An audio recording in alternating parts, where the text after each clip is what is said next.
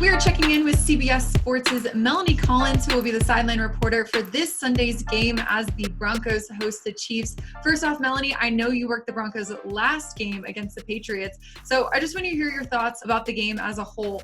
Did you ever think the Broncos were going to beat Bill Belichick and the Patriots without scoring a single touchdown? Crazy. Never in my lifetime, for sure. First of all, thanks so much for having me, Sydney. It's great to see you. Of course. I really thought the Broncos looked great. I'll be honest, nobody on our crew even gave them a chance. In our minds, we thought the Broncos won't even keep this close, especially being at Gillette Stadium. And we were all dead wrong. The offense moved the ball well. Philip Lindsay, I felt like, was outstanding in his return from that week 1 turf toe injury. Over 100 yards rushing for him. And then the defense played lights out and I feel like was the real reason this game was won. So obviously the big issue last week was just obviously not being able to score in the red zone. But the big issue, you mentioned the 6 field goals. That's not going to cut it this week against the Chiefs. But I know that's been a big focus for them in practice all week. We spoke with Coach Fangio today, and that's been their main focus. So that's going to be very important this week. But I think after last week, Brandon McManus and his foot must be feeling great this week. Drew Lock finally made his return to the field last Sunday, after being out for, I think it was a little less than a month due to his shoulder injury. What did you think about his performance, and what do you want to see him improve upon heading into this Sunday? Sure. It was so good to see Drew back. We love Drew Lock. He's so fun to talk to. I thought he looked really, really good. The biggest thing that we were all looking for is, does he look comfortable? Does he look confident in the pocket, or does he look squeamish?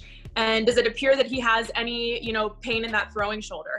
And none of that at all. I thought he looked great. He looked confident. He looked comfortable in there. And, we talked to him today, and he said, my biggest concern was just taking those first couple hits. He's like, I didn't know how the shoulder would feel.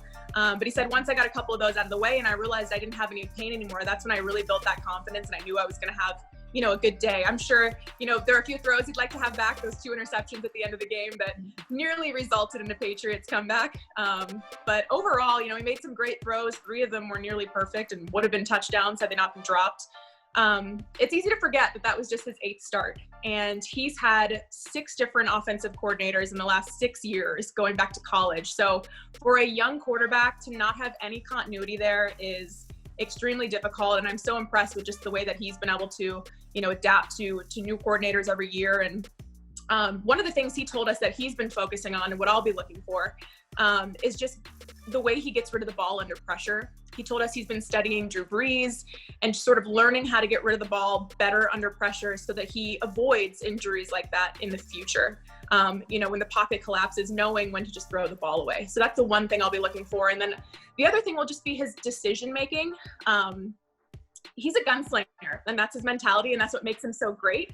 But it's about knowing when to take that risk and not trying to do too much, and sort of knowing the time and place to take the shot. So I think that'll be really important this week against Tyrann Mathieu and this Chiefs defense. I know here in Denver, we're all really excited to see Drew Lock's potential. Like you said, he's still so young, so it'll be interesting to see how he does the rest of the season. But Melanie, from the national perspective, what are your thoughts on this Broncos-Chiefs matchup as a whole? What excites you most about it? Yeah, I just think when you look at the Chiefs, just so many amazing offensive weapons. And, with the Broncos defense looking so much better as the weeks go on, I just think it's going to be a really great matchup. It's always an awesome AFC West rivalry. I think being in Mile High Stadium with snow in the forecast, 3 to 5 inches of snow always makes things interesting. And I just think it's going to be a really good game. The fact that, the Chiefs just signed Le'Veon Bell, I think that adds a whole nother element. And we've seen that the Chiefs, the Oakland game showed us that they're not only vulnerable, but they're beatable. So I think if the Broncos can find a way to run the ball well, that's the vulnerability I see within the Chiefs, is their run defense. Melanie, you said it. They definitely need to score a touchdown, because no touchdowns just aren't going to cut it against the Chiefs. But the Broncos are riding off of 2 wins heading into this Sunday, which will be momentum they certainly will need. But who do you think really needs to step up this week for the Broncos to get that win over Kansas City? Yeah, that's a good question. I think it's going to have to be a full team effort against this Chiefs team. But if I had to pick anyone out, I just think, again, the vulnerability for the Chiefs is run defense. So I'm looking for another big game out of Philip Lindsay. I think with Melvin Gordon coming back this week, hopefully they can form some sort of a 1-2 punch in the run game and sort of, just find success in the run. It sets up play action for Drew Lock. Again, it keeps Mahomes off the field. it eats up clocks. So I think that's going to be the biggest key in the guys that I'm going to be looking for to step up this week is the run game. And Phillip Lindsay looked electric to me last week. He's ready to go. We talked to him today. He's pumped. Like, you know how cool and fun he is. So I expect another big game out of him. The Broncos have been plagued with a ton of injuries this season. Phillip Lindsay, for example, I know most NFL teams have, but it seems like this team is finally getting healthy, knock on wood, and might have a few players coming back into the lineup on Sunday. What injured player do you feel the Broncos need back the most this week?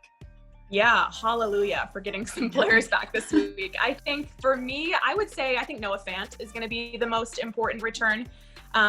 He was limited Wednesday in practice. He practiced in full on Thursday and looks poised to return on Sunday. I feel like this Broncos offense is the most tight end friendly offense in the league, or at least one of them. Pat Shurmur does such a great job utilizing tight ends. And Noah Fant just does so many different things in the offense. He gives them so many different options.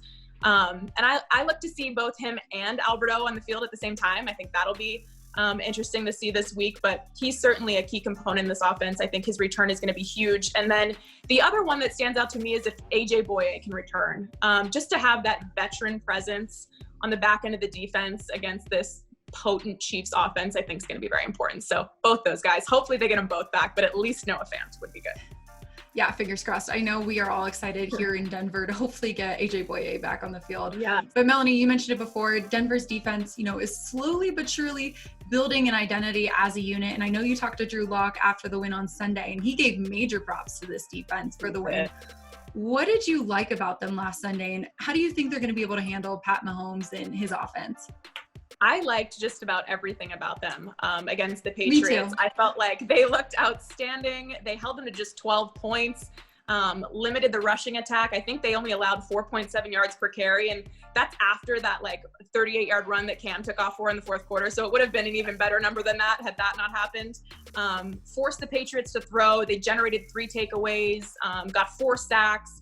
Ton of pressure on Cam all day. And I really think Vic Fangio did a nice job in that off week, or I guess it wasn't really an off week, a true off week, but I thought he did a really good job just retooling things during that week off. And as for the Chiefs, their entire motto, they have this saying, it says, "You blitz, we score." I swear they have it on a whiteboard in their locker room or something. So Patrick Mahomes, he's the best quarterback in the NFL against the blitz. He welcomes it. He loves it. He thrives in it. So I think this week's going to be all about switching it up defensively against him.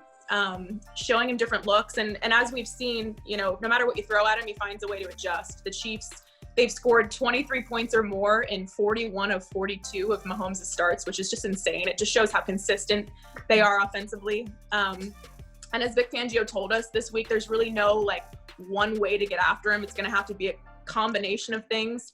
But the way this defense has performed without Von Miller, without AJ Boye, with so many guys injured, it's been outstanding. I think Bradley Chubb's back to his old self again, or at least very close.